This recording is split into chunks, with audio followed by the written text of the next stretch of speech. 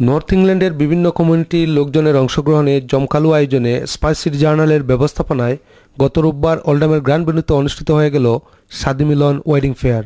Wedding service, retailer ও wholesaler, পোশাক সামগ্রী বিক্রেতা সহ প্রায় শখানেক ব্যবসা প্রতিষ্ঠানের অংশগ্রহণে অনুষ্ঠানটি ছিল চোখে পড়ার মতো। ওয়েডিং সার্ভিস প্রদানকারী প্রতিষ্ঠানগুলোর বাহারি প্রদর্শন সহ নানা রকম আয়োজনে সজ্জিত ছিল পুরো গ্র্যান্ড ভেন্যু, যেখানে ছিল দর্শকদের উপচে পড়া ভিড়। এছাড়াও আগত দর্শকদের বিনোদনের জন্য ছিল ফ্যাশন শো এবং নামকরা বিভিন্ন সঙ্গীত শিল্পীদের নিয়ে অনূজ্ঞ সাংস্কৃতিক অনুষ্ঠান, যা ইভেন্টে আগত সবাই উপভোগ করেন প্রাণ ভরে।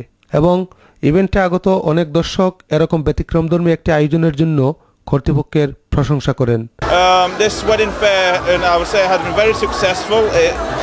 It has helped me significantly to promote and market my event. I'm grateful that they've asked because we needed to something like this in Oldham.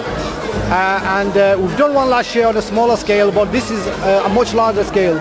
The turnout was fantastic. আমরা এখানে জাস্টাল ফাউন্ডেশনের পক্ষ থেকে এই ফেয়ারে এসেছি। Just trying to promote DIA to a point where all our mainstream competitors we can all work together. We're trying to promote them in such a way. অনুষ্ঠানের আয়োজকগণ জানান, এর মূল লক্ষ্য হচ্ছে সকল কমিউনিটির ওয়েডিং সার্ভিস প্রদানকারী প্রতিষ্ঠানগুলোকে একত্রিত করা এবং কমিউনিটির সবাই যাতে সহজে তাদের সেবা গ্রহণ করতে পারেন। Shadi Milan wedding fair Spice City event management কর্তৃক আয়োজিত। এটা নর্থ ওয়েস্টের বিজনেস কমিউনিটিকে একত্রিত করার উদ্দেশ্যেই এর আয়োজন। আর আগামীতে আমরা আশা করব কমিউনিটির আরও স্বতঃস্ফূর্ত অংশগ্রহণ পেলে ন্যাশনালি আমরা করতে সক্ষম হব। I would like to thank all the sponsors for making this event happening.